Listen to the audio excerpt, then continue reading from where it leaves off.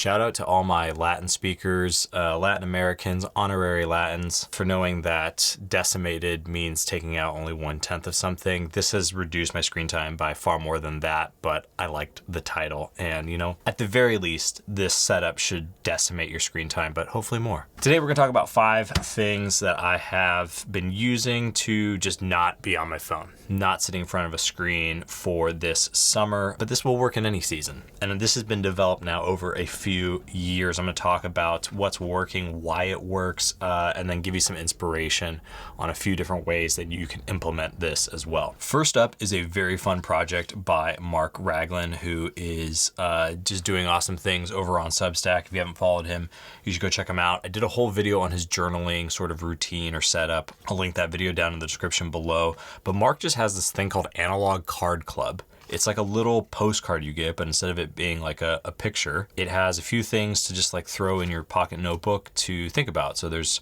a poem here to memorize. I've read it a few times. It doesn't do anything for me this particular month, but this card comes out every month, so I like that. The backside's been my favorite. A quote to ponder. It is a happy talent to know how to play, by Ralph Waldo Emerson. A question to ask yourself: what can I do today that feels like play? I love pulling this out and like getting that one, because I'm like, yeah, like, let's go play. I have 2 kids that are, 4 and 1 year old. It's like, play. Let's go play. What was my favorite thing to do as a kid, as a conversation starter? I like this one. You'd be surprised, especially being a, I guess, elder millennial and remembering life pre-screen. This has been a good conversation starter for sure. Something to notice: what can you see if you look up right now? This will ruin spaces for you. If you go into, say, like a chain grocery store, or if you go into somewhere, just, I don't know, like a big box retailer like Costco, and you look up and you realize how hideous that place is, nothing will sell you on an Instacart subscription faster. And then this last riddle, this one got me. It took me, we're deep in July now. The more you take away from me, the bigger I become. What am I? This one took me too long to get. Shout out to anyone who could get that quick. This is a great little prompt for just a few things to think about, look at, whether you're just out and about, sitting on the couch in the morning and the evening. This has been a fun little delightful thing to throw into the rotation of just get your brain thinking, starting conversations with people around you. Analog Card Club. Been a huge fan of this. Really, really stoked on this. Up next, we are going to talk about getting yourself a few magazines, journals. I've just been a huge fan of Trivium over the last year. They're a publication here out of the United States. So well done. The imagery in here is wonderful. The mix of like poetry, essays, images. This is probably my favorite journal to get every single quarter. This particular edition was all about St. Augustine and the idea of like restlessness.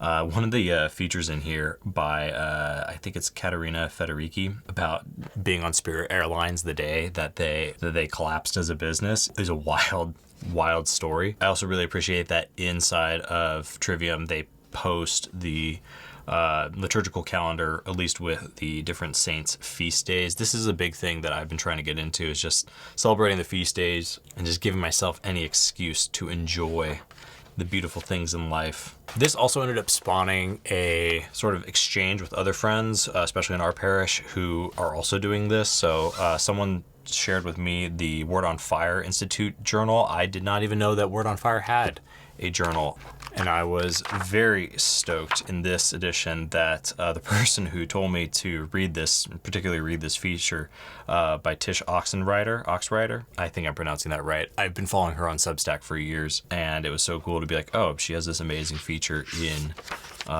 this edition of the Word on Fire journal, all about social media, her experience raising her daughter, getting her daughter off of social media. This is one of the best stories I think I've read, just personal anecdotes, parent to parent. My kids are a little bit younger, a lot younger than Tish's, at least her oldest, but that was a good read. And yeah, there's just something about getting a magazine, getting a journal, and sharing it with your friends, and swapping stories, having good conversation around these ideas. Yeah, so let me know down in the comments below what magazines you're subscribed to, what magazines you will trade with your friends this particular season. Get back into print. Do it.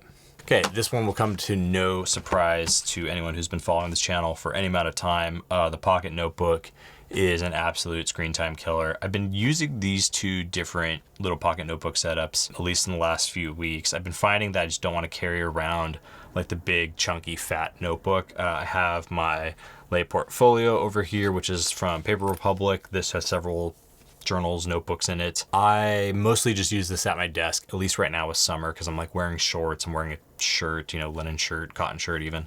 I don't have a jacket. I'm not like wearing a jacket, so there's nowhere to put this unless I throw it in my bag, and that's a whole nother thing. I love the pocket notebook, getting something into my pocket, not having to carry around the backpack. This first notebook here is just the Paper Republic journal, or I guess calendar, daily calendar. It has a weekly spread, has a yearly spread as well. Talked about this previously on the channel. I was trying to carry this all on me for the day. I just mostly refer to this in the morning in my studio here. And then once I go about my day, I'll note anything that needs to go into this at the end of the day, and I'll come back to it in the evening. So I'm not really carrying this on me every single day, but having a pockets sort of calendar has been great, because I think just writing things down physically, having to have that moment of like actually writing the thing in there and then coming to it at least just once in the morning, once in the evening, I just tend to remember things for the day, the week, and even the whole month a lot better than when I just put stuff in my phone and then forget about it and then try to look at my phone and then end up doing 5 other things. This is far superior to that. The other pocket notebook is just field notes, and this field notes cover is the one from I got off of Etsy. I believe this is from Woodsy Leather. Yes, yeah, this is the notebook that I set up using Mark Ragland's system, and I've still been using it as my daily notebook and journal. Still love coming back to these little quotes that I put in here from San Jose Maria Escriva, a few Latin bits from the Magnificat. Oh yeah, so good. Do not underestimate what a pocket notebook can do for you by just having a few things in there that you can come back to, just doing a daily little note, notica, if you will, in there. Yeah, this one's almost done. I'm stoked. Gonna start another here for August. If you need more inspiration for the pocket notebook setups, I'll leave a few pocket notebook videos down in the description below that I've done on this channel over the last few years, and hopefully those will continue to help you spend less time on your phone, a little less screen time, enjoy a little more life. Okay, this next one is wild. I never thought I would be one of these people, but here we are. I got the Liturgy of the Hours. This is the monthly edition publication that Word on Fire does. Right now, if you're familiar with the Liturgy of the Hours or not, I guess, these are like the prayers that religious pray the world over. A lot of lay people, though, that I've met recently have gotten into this. We were doing the Magnificat about a year ago, a little over a year ago, and we just love having the little hymns in the morning, obviously using it as like a little missal at Mass, at least for the readings. If you guys haven't seen the Magnificat, check that out. It's probably like a quarter of this size, and it's a monthly publication. The Liturgy of the Hours, and this is not even all of the Liturgy of the Hours. I think this is just the morning and evening and night prayer. So Lauds, Compline, and Vespers, I believe. I really do like the layout though, and I like the way that they did all the canticles. I'm giving myself a year to do the Liturgy of the Hours with the just the paperback Word on Fire edition. It was like, I think $100 for the year. So very affordable compared to these premium leather editions that are coming out for the new Liturgy Hours, which are like $500 to $1,000 depending on if you go with Ascension or Word on Fire or whatever. It is the greatest Bible study ever put together, in my opinion, or at least one of the most comprehensive Bible studies that you could ever do, and it is so delightful. I started dipping into the Liturgy of the Hours for free over on divineoffice.org, and I just found out that I loved doing that. I didn't like doing it on my phone or on my laptop or, on any digital devices, and I was like, how can I read the Liturgy of the Hours, pray the Liturgy of the Hours without using a screen for as cheap as possible? And this ended up, I think, being the right solution for me, so I can carry this around with me. And yeah, just have some of these beautiful hymns, the Psalms, the gospel readings for the day. This also just like has solved the transition problem for me, which is like when I wake up in the morning, I want something to read. I want ideally scripture. And before I go to bed, I want something to read that is, again, ideally scripture, something sacred. When I started dipping my toes into Liturgy of the Hours, I think back in like a little bit after Easter, I was like, this is too good. This is way too good. And so I'm excited. This just came in, so this will be starting in August for me. We'll do a whole year of this, see how that goes. But yeah, if you're looking for like that structured prayer and you're not ready to drop $1,000 for like $500 to $1,000 on the very nice 4-volume leather Liturgy of the Hours to start experiencing it, divineoffice.org is free. It's not going to get you away from your screen time though.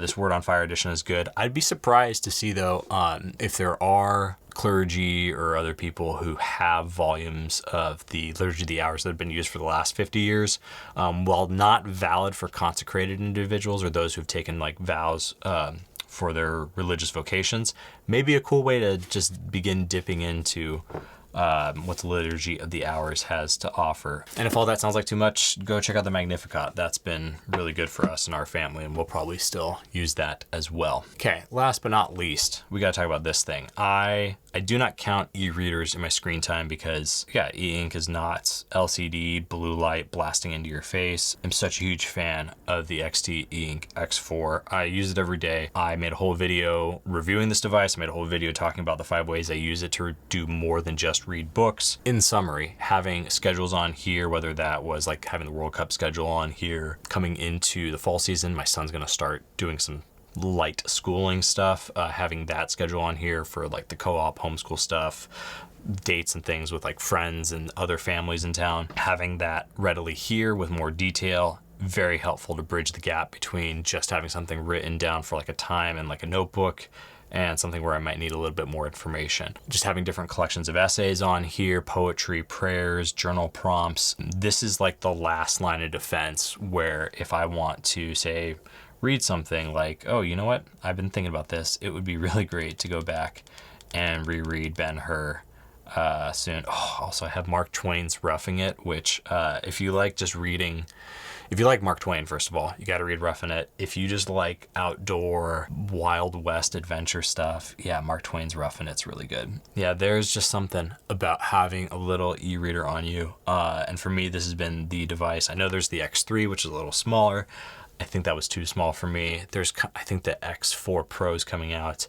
There are a bunch of, I think, e-reader companies trying to copy this form factor at their own flair. I love how minimal this device is with just the buttons, no backlit screen, nothing crazy, battery life that's amazing because it's not trying to do so much. I think the Pocket e-reader is probably my favorite piece of like slow tech, mindful tech, that if you're looking for something like in that space, this has done a very good job of being that thing. Again, watch any of those videos that I made on the XT Ink X4 to see more about like what I'm reading, how I'm using it, things like that. But this can be a really good way to just have like a library, literally a full library of books, essays, poetry, prayer, journal prompts, anything that you think you might need a phone for. You could just load up onto this with a little micro SD card or use the USB-C port on there. And yeah, it just, this thing is a little bit of magic that I think really truly does help me decimate my screen time 10 times over. With that, I want to say thank you to everyone who's subscribed to this channel. If you have something else that's helping you spend less time on your phones, your screens, doing more life and living, reading, enjoying, let us all know down in the comments below. And with that, I want to say thank you to everyone who has subscribed to this channel. If you haven't yet, please do so. It does really help me out. And be kind both in life and in the comments below. Like this video to send good vibes across the internet. And let's do it again soon. Later.